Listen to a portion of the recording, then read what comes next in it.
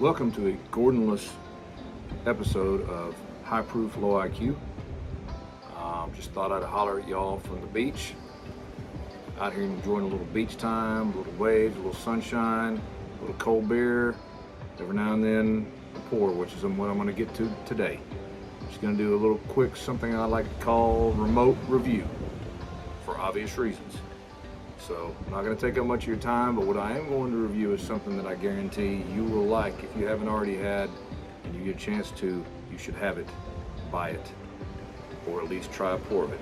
Maybe you got a good buddy who has one on his bar in his collection and he'd be kind enough to give it to you, give you a little shot of it, a little pour of it. So what I'm talking about is the 2024 release of Shenk's Homestead Kentucky Sour Mash Whiskey.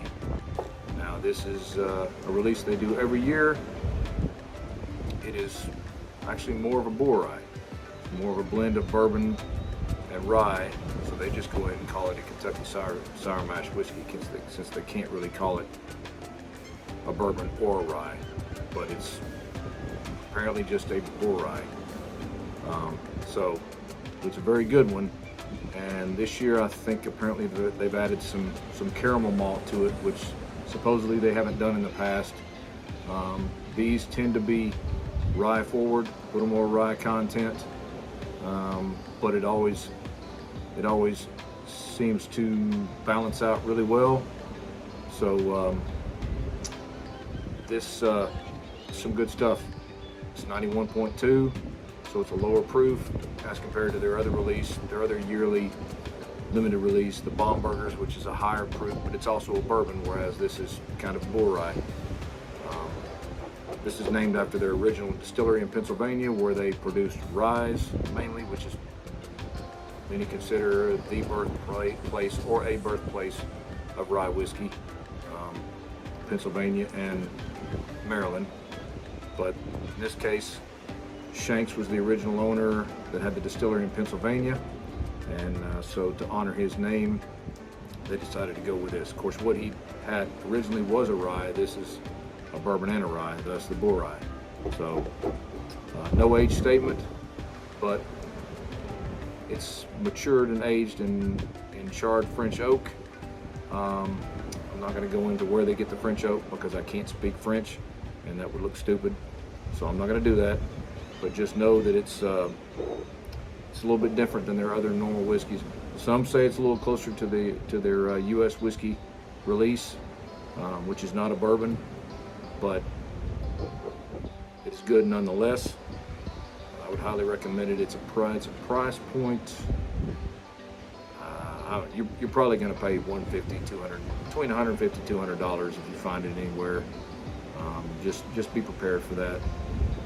I'm not big on spending exorbitant amounts of money on whiskey, at least not bottle per bottle. I have spent an exorbitant amount of money on whiskey in my life because I've made some poor decisions, but everybody does that. So those poor decisions have led to some really good amounts of whiskey that I can just sit down and drink at night, so I do like that.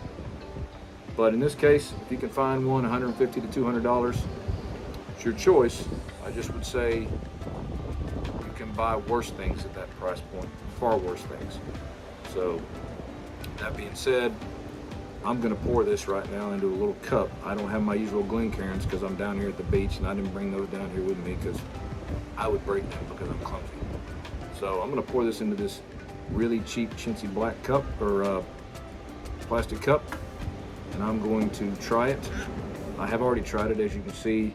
My sons and I drank this down the other night in celebration of his medical school graduation. All four of my boys were part of this. We drank it down, celebrated his graduation, and there's a little bit left.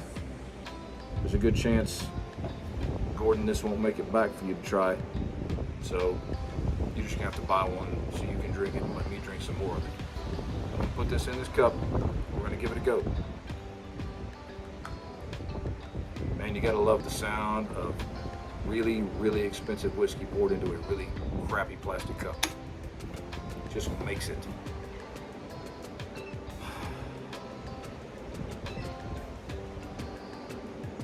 Oh yeah.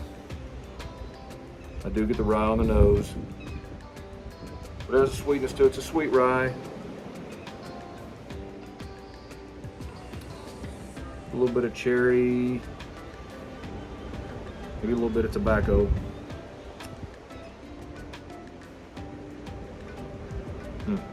Here we go.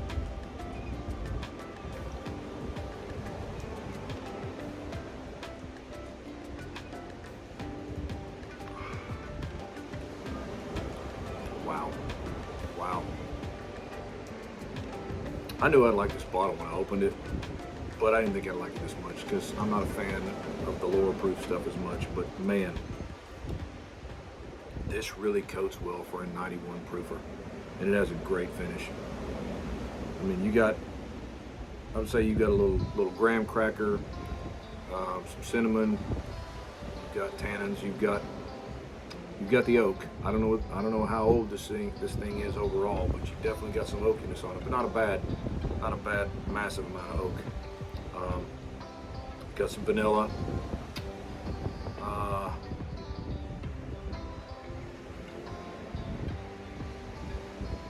Got a little bit of creme brulee back on the nose now that I've already had a sip. So let's go back to it a second time and see what we got.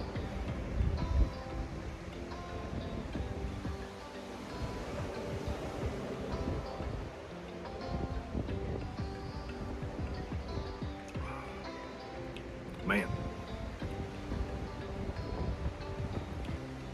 Speaking of bad decisions, I could drink that all day long on the beach, and that would be a very, very poor decision. So I'm not going to do that, because that would lead to horrible, horrible consequences. But dadgum,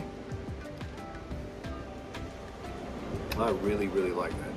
I mean, to the point that I don't want to drink it down much more out of this bottle. I want to save it for a while, but that is always the conundrum. You love it, you want to drink it, but you love it, you also want to keep it. So, but hey, this is great. Once again, I highly recommend it. It's got a really good finish to it. A good lingering finish. Of course, at 91, it doesn't burn. I don't know. I can't say enough good things about it. So I'm gonna try not to enjoy it too much more on this trip because I don't want to drink through it. It'll be bad. Hopefully, I can make it home with a little bit left in the bottle for you, Gordon. But I don't know if I can, man. Sorry. My sons may end up drinking it because that's what they do with a lot of my juice. They drink my good bourbon. So, but hey, I'm gonna go to the beach now and drink some beer, hang out with my family, have a lot of fun on the beach. I recommend any of you do the same that might happen to be at the beach, or just enjoy some good pours at home, enjoy time with the family,